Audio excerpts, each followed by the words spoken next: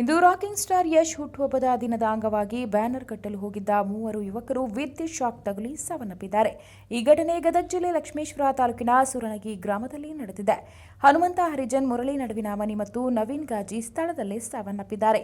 ಯಶ್ ಮೇಲಿನ ಅಭಿಮಾನದಿಂದ ಮಧ್ಯರಾತ್ರಿ ಬರ್ತ್ಡೇ ಪ್ಲಾನ್ ಮಾಡಿಕೊಂಡಿದ್ದರು. ಈ ವೇಳೆ ಯಶ್ ಫೋಟೋವುಳ್ಳ ಬೃಹತ್ ಬ್ಯಾನರ್ ನಿಲ್ಲಿಸುವಾಗ ವಿದ್ಯುತ್ ತಂತಿಗೆ ತಗುಲಿ ಅವಘಡ ಸಂಭವಿಸಿದೆ ಎಂದು ತಿಳಿದುಬಂದಿದೆ.